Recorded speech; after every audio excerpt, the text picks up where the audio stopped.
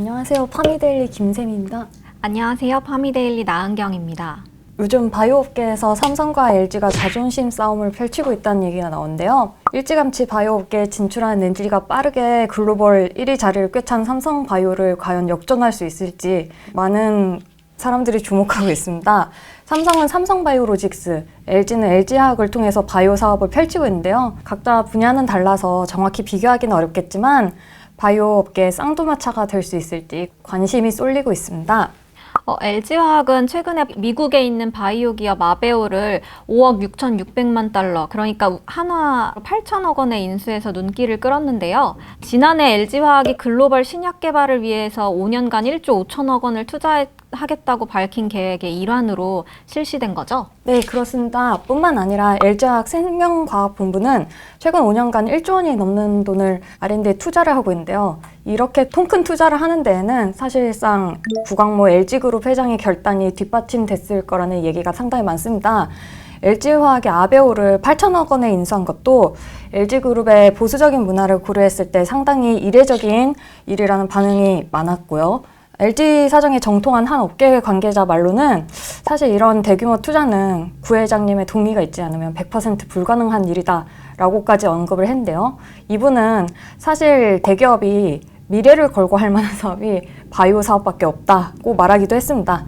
실제로 구회장은 최근 오송생명과학본부 현장에 수시로 방문한 등 바이오 사업에 대한 관심을 드러내고 있습니다. 이재용 삼성전자 회장도 최근 삼성바이오로직스 사공장 준공식에 참석해서 주목을 받았죠? 네, 맞습니다. 그만큼 삼성바이오로직스 사공장 준공이 굉장히 뜻깊다는 걸로 해석이 되는데요. 삼성은 사공장을 짓는데 약 2조 원을 투자했습니다.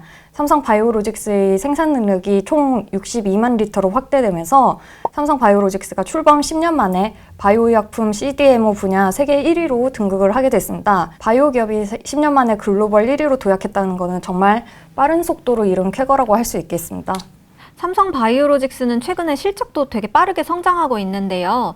삼성바이오로직스는 2020년에는 매출 1조 1,648억 원으로 제약바이오 업계에서 매출 1조 클럽에 처음으로 진입한 데 이어서 지난해에도 매출 1조 5,680억 원으로 성장했습니다. 올해는 3분기에 이미 누적 매출액이 2조를 넘었는데요.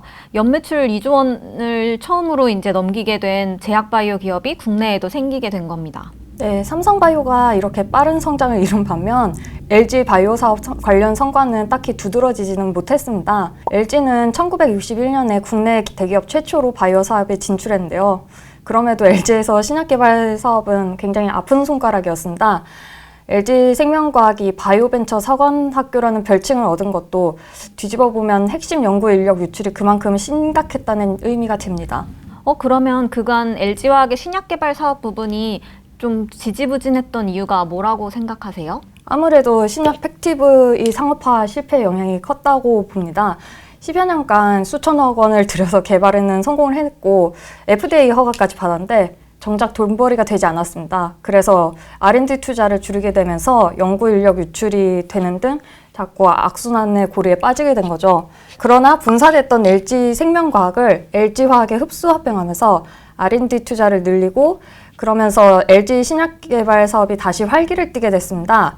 증권가에서는 LG화학이 팩티브의 실패를 딛고 상업화 전략까지 미리 내다보고 있다는 얘기가 나오고 있습니다. 최근 아베오를 인수한 것도 미국 시장 진출을 위해 판매망을 확보한 것 아니겠냐는 해석을 내놓고 있기 때문이죠. 바이오 업계에서는 삼성과 LG의 경쟁을 어떻게 바라보고 있나요? 사실 삼성은 CDMO와 바이오 시밀러, 그리고 LG는 신약 개발로 서로 사업 분야가 겹치지는 않습니다. 이렇게 다르기 때문에 서로 두 곳을 비교하기는 어려운데요. 그렇지만 업계에서 나오는 얘기를 종합해보면 삼성은 돈이 될 게 확실한 아이템에 투자를 해서 속도전을 내는 방식이라면 LG는 불확실성에 도전한다는 평이 많았습니다. 삼성의 경우 10년간 7조 5천억 원을 추가 투자해서 5공장, 6공장을 건설하면서 바이오 초격차에 더 박차를 가고 있는데요. 이런 식으로 속도를 높이는 게 삼성의 특징이라면 LG화학의 경우는 좀 불확실성이 높은 신약 개발에 도전을 하다 보니까 성과를 가시화하기 어려운 측면이 있기는 했을 겁니다. 지금 당장 성과 측면에서는 LG가 밀리지만 혁신 신약이 탄생하면 판도가 달라질 수 있다는 관측도 나오는데요. 아무래도 삼성의 경우 혁신 신약 개발 측면에서는 좀 아쉽다는 얘기가 많습니다. 삼성 바이오로직스의 자회사 삼성 바이오 에피스 같은 경우에도 바이오 시밀러 업체이기 때문에 자체적으로 신약 개발하는 것은 아니라는 거죠. 하지만 삼성 바이오 에피스의 지분 절반을 쥐고 있던 바이오젠이 올해 초에 물러나면서 삼성도 이제 신약 개발 사업을 할 수 있게 됐습니다. 삼성도 슬슬 신약 개발 사업에 본격적으로 시동을 걸 수 있게 되면서 업계에서는 삼성과 LG가 각자 잘할 수 있는 분야에 집중해 성과를 낸다면 바이오 업계의 쌍두마차가 되지 않을까 하는 기대감도 일부 있습니다. 삼성과 LG라는 대기업이 바이오 업계에서도 경쟁을 펼치게 됐는데요. 이러한 대기업 진출이 국내 바이오 업계에 좋은 자양분이 될 수 있을지 기대됩니다.